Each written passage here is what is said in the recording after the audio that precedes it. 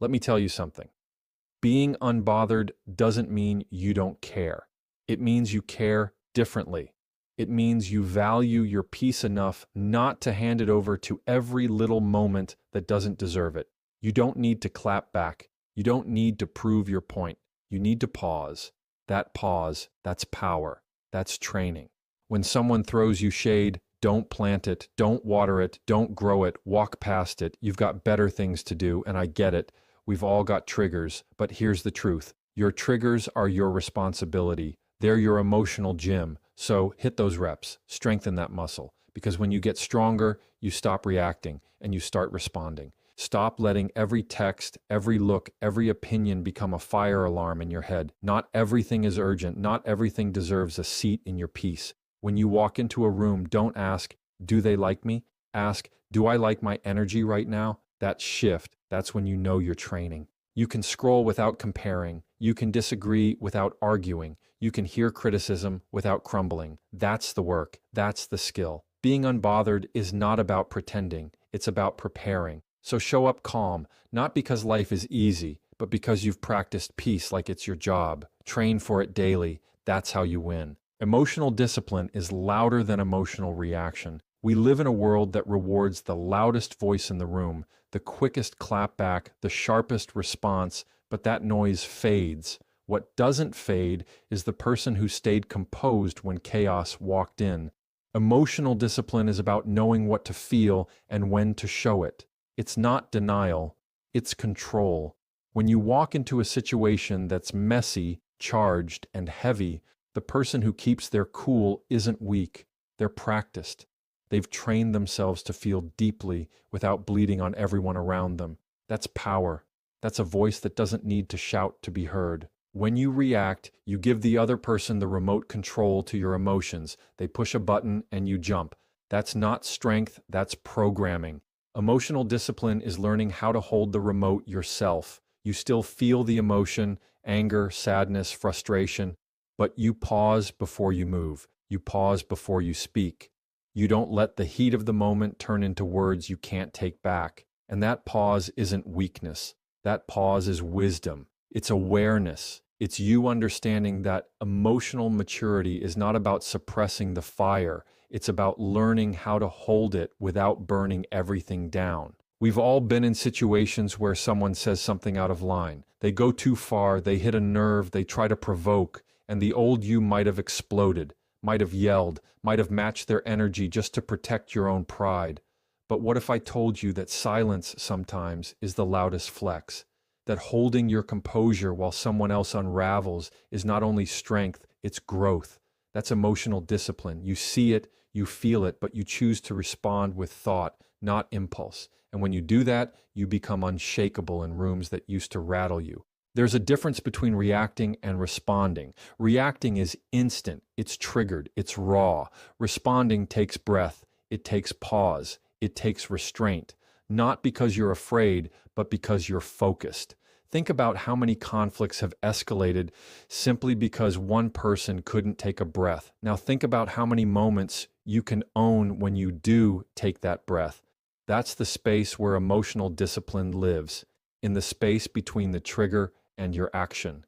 That's where your peace is protected.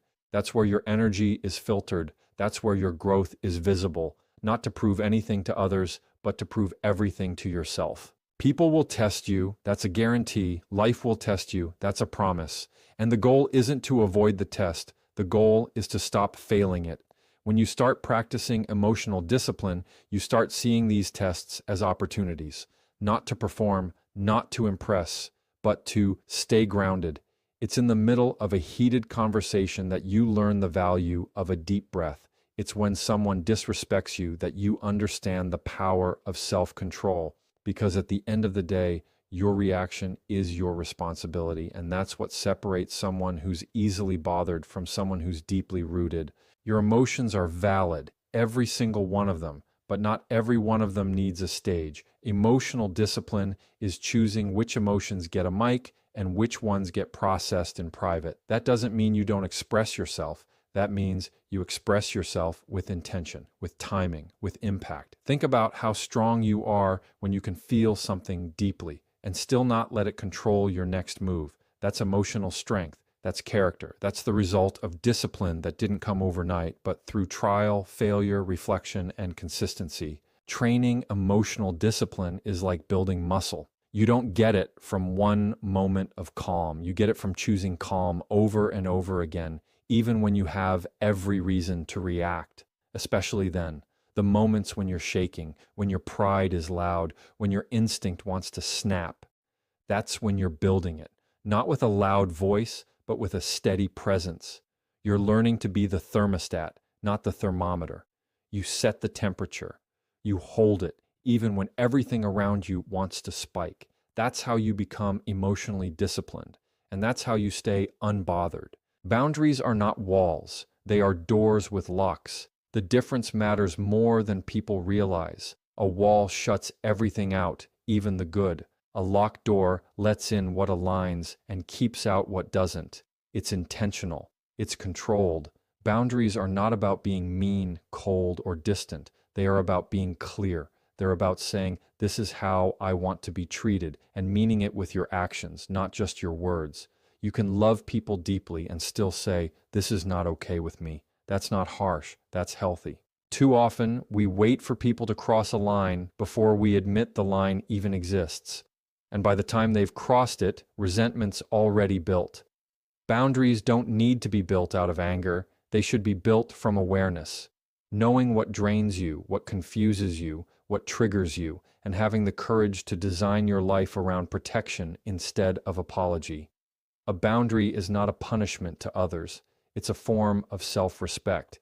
It's you recognizing that you don't owe your time, energy, or space to people just because they want it. You owe those things to yourself first. There's a fear that comes with setting boundaries, especially when you've been a people pleaser. You start to wonder, what if they leave? What if they get upset? But here's what matters more.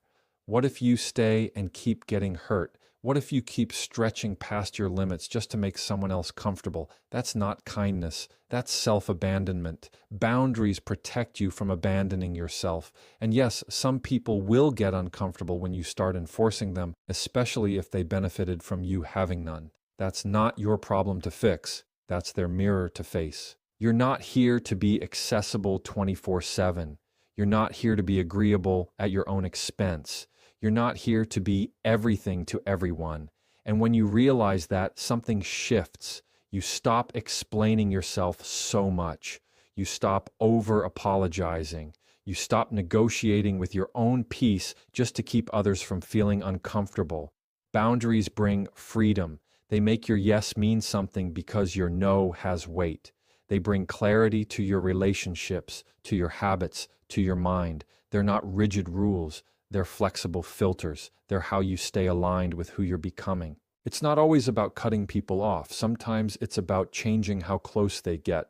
You can still love someone and not answer every call. You can still care and not engage every time they try to pull you into chaos. Boundaries allow you to stay connected without being consumed. They teach others how to treat you, but more importantly, they remind you of how you deserve to be treated. That's where real self-worth shows up, not in what you allow once, but in what you consistently protect. You don't have to shout your worth, just show it by how you move. The hardest boundaries to keep are the ones with people you're close to, family, friends, partners. Because those ties feel deeper, the pressure feels heavier. But that's where boundaries matter the most. The closer someone is to your heart, the more access they have to it, and the more responsibility you have to guard it. It's not about shutting down. It's about showing up with clarity, about saying, I love you and I also love me. When both of those can be true at the same time, that's growth, that's balance, that's where your peace gets space to breathe. There's a version of you that's more calm, more focused, more grounded, and that version has strong boundaries. That version doesn't respond out of guilt. That version doesn't live in burnout. That version doesn't over-explain every decision. You don't become that version by accident. You build it one boundary at a time. You build it by understanding that not everyone deserves a front row seat to your life. Not every invitation deserves a yes. Not every opinion deserves a reaction.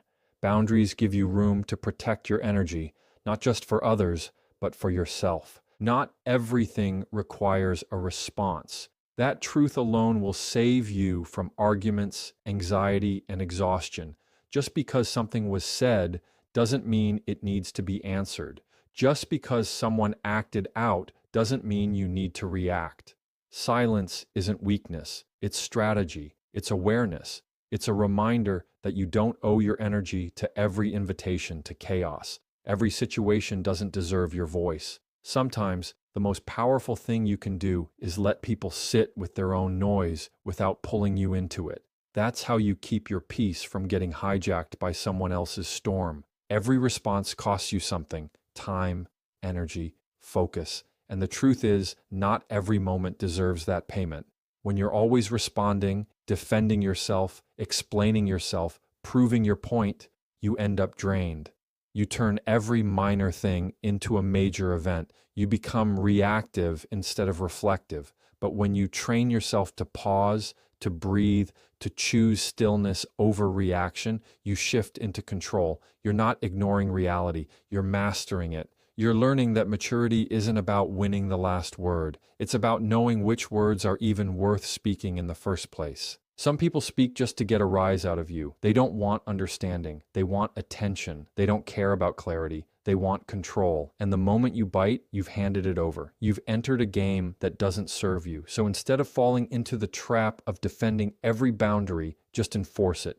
Instead of explaining every decision, just live it. You don't need to type out that paragraph. You don't need to chase closure in every conversation. Peace gets louder when your responses get quieter. It's not silence from fear, it's silence from confidence. You have to ask yourself in every situation, what's the goal here? Is the goal peace or is it pride? Is the goal clarity or is it control? Sometimes we respond just to feel seen or validated, but other people's validation is temporary. What lasts is knowing you chose peace over provocation. What lasts is knowing you didn't let someone else's energy become your responsibility. That restraint, that discipline is how you stay unbothered, not because nothing affects you, but because you've learned to choose your battles with wisdom instead of impulse. One of the greatest skills you can build is letting people misunderstand you, letting them create their own narrative while you continue to walk in your truth. You don't have to correct every wrong impression. You don't have to fight every false claim. The more secure you are in who you are, the less noise you feel obligated to answer. Not every jab needs a jab back. Not every shady comment needs a clap back. Let people reveal who they are through their behavior, and you reveal who you are by how little you let it shake you. Choosing not to respond doesn't mean you don't care. It means you care enough about your peace to protect it. There's strength in knowing you could respond, but you don't need to. That's control. That's growth. That's what emotional maturity looks like. Because when you stop responding to everything, you start responding to the right things. You shift from reacting to choosing, from defending to discerning. That shift isn't loud, it's quiet. But that quiet is solid. That quiet holds weight. That quiet is where your confidence gets built, not through what you say, but through what you no longer have to. You don't have to show up to every conflict you're invited to. Some things are better left unanswered. Some conversations aren't worth continuing. Some people want you to play a part in their drama. And when you don't, you break the cycle. You become the calm in their chaos. You become the one who chooses peace, not just once, but as a way of life. That choice doesn't come from being passive. It comes from being powerful enough to know your energy is valuable. It's not for sale every time someone pulls at your pride, You can observe without absorbing. That's a mindset shift that changes how you handle everything around you, every room you walk into, every conversation you hear, every energy you encounter. You don't have to carry it. You don't have to make it your problem. You don't have to internalize what doesn't belong to you. Observing is awareness. Absorbing is attachment. And when you absorb too much of what's not yours, you begin to lose your sense of self in the noise of everyone else. That's when peace leaks out. Not because life is chaotic, but because you made someone else's chaos your own. We are emotional sponges when we're not intentional. Someone's frustration becomes our stress. Someone's mood shift becomes our anxiety. and suddenly you're carrying burdens that were never yours to hold. Just because you're empathetic doesn't mean you have to be a container for everyone's emotions. It's okay to be present without taking it personally. You can listen without reacting. You can care without overcommitting. That's not being cold. That's being conscious. It's recognizing that the weight you pick up out of habit is the same weight that keeps you from feeling light in your own life. You can witness someone's pain and still protect your peace. You can see someone's bad attitude and not make it about you. You can be aware of dysfunction without getting drawn into it. The key is remembering where you end and where others begin. Emotional boundaries start with that awareness. You don't need to take on someone's energy to be a good person. You don't have to rescue every struggling soul to prove you care. Sometimes the most loving thing you can do is stand firm in your calm and not mirror their storm. There's a calm confidence that comes with not absorbing everything. When someone tries to project anger onto you, you can recognize it and let it pass. When someone tries to guilt you into something, you can see it for what it is and walk away. This isn't about being numb. It's about being rooted. Rooted in who you are. Rooted in what you value. Rooted in knowing what's yours to carry and what needs to be left where it is. Observation gives you the power to pause. Absorption throws you into the middle of things that don't deserve your full presence. Life moves fast. People project. Energy shifts constantly. If you don't learn to observe with clarity, you'll absorb with confusion. You'll start reacting to things that have nothing to do with your purpose. You'll spend hours replaying conversations that should have lasted 5 minutes. You'll take responsibility for emotions that were never about you. That's how burnout sneaks in, not from what's on your plate, but from what you allowed to land there. And sometimes it's not more self-care you need, it's less emotional baggage you picked up from absorbing things that weren't yours. You can be the calm in the chaos, but only if you stop letting the chaos define your state. That means learning to sit with discomfort without letting it settle inside you. That means noticing tension in a room without letting it shift your mood. That means hearing criticism without letting it crush your confidence. This is about emotional detachment, not from people, but from outcomes you can't control. You're allowed to stay solid while everything around you shifts. You're allowed to protect your vibe like it's sacred, because it is. Some people aren't trying to hurt you, they're just hurting. Some situations aren't personal, they're patterns. And when you start to see that, really see it, you stop making everything about you. That's the difference between absorbing and observing. One drowns you, the other empowers you. One makes you reactive, the other makes you reflective. When you observe without absorbing, you move through life with more peace, more focus, and more emotional freedom. You no longer let every room, every face, every word shape your inner world. You keep what aligns and let go of what doesn't. Peace is a daily choice, not a final destination. It's not a one-time fix or a magical moment where everything lines up perfectly. It's not about waiting for all the noise to disappear or for life to get easier. Peace doesn't arrive when the world calms down. It shows up when you decide to calm yourself down every day on purpose. It's something you practice, not something you find. You don't wake up one morning fully unbothered and stay that way forever. You choose to be unbothered in moments where you used to lose control, one decision at a time. Peace shows up in how you speak to yourself first. That inner voice, the one that gets loud when you're stressed, the one that criticizes, doubts, or overthinks, that voice has to be managed. You can't control what the world throws at you, but you can control the volume of your self-talk. Every morning you have a choice to speak with pressure or speak with patience. You can rush into the day reactive and tense, or you can step into it grounded and aware. That's not a personality trait. That's a muscle you build with repetition. That's peace as a discipline. Your peace is tied to your habits, what you consume, how you start your mornings, who you allow into your space. Those aren't small things. They add up. If you're constantly surrounding yourself with noise, distractions, and negativity, it's no wonder you can't feel calm. Peace isn't just about meditating for 5 minutes or taking a deep breath when things get hard. It's about creating an environment that doesn't constantly pull you away from yourself. It's about making small decisions that align with your values, even when no one's watching. It's how you protect your emotional energy like it's sacred, because it is. Peace also means choosing not to engage in every argument, every post, every petty comment, not because you're afraid, but because you're focused. You've got goals, you've got growth to protect, and peace helps you stay aligned with that. When you're not at peace, everything becomes a battle. You misinterpret tone, you respond from insecurity, you seek validation instead of clarity. But when peace is your filter, you move differently, you listen better, you speak with intention. You let go of things that used to hook you instantly. That's the result of choosing calm over chaos, not once, but every single time. There will always be something trying to knock you off center. Life doesn't stop sending challenges just because you want peace. People will disappoint you. Things will fall through. You will get triggered. But peace doesn't disappear when things go wrong. It just demands a choice. You can take the bait or take a breath.